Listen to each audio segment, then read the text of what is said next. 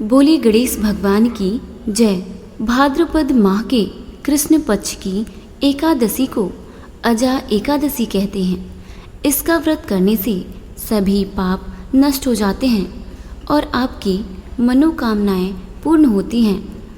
इस लोक और परलोक में मदद करने वाली इस एकादशी व्रत के समान संसार में दूसरा कोई व्रत नहीं है।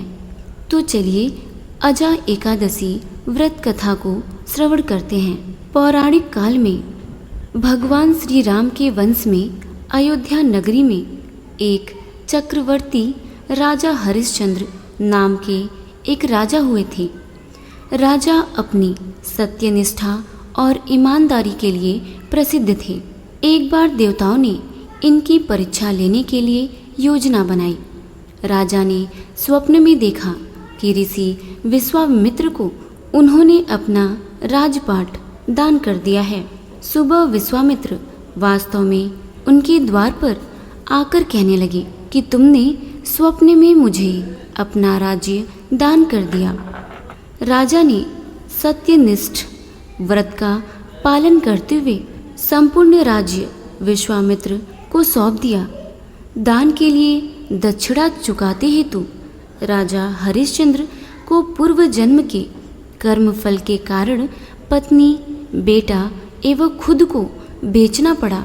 हरिश्चंद्र को एक डोम ने खरीद लिया जो शमशान भूमि में लोगों के दाह संस्कार का काम करवाता था। स्वयं वह एक चांडाल का दास बन गया।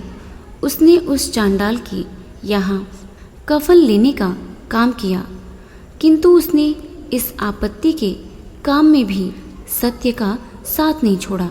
जब इसी प्रकार उसे कई वर्ष बीत गए तो उसे अपने इस नीच कर्म पर बड़ा दुख हुआ और वह इससे मुक्त होने का उपाय खोजने लगा। वह सदैव इसी चिंता में रहने लगा कि मैं क्या करूं, किस प्रकार इस नीच कर्म से मुक्ति पाऊं।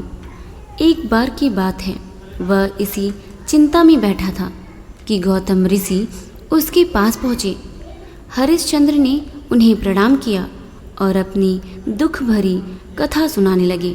राजा हरिश्चंद्र की दुख भरी कहानी सुनकर महर्षि गौतम भी अत्यंत दुखी हुए और उन्होंने राजा से कहा, हे राजन, भादो माह के कृष्ण पक्ष की एकादशी का नाम अजा है।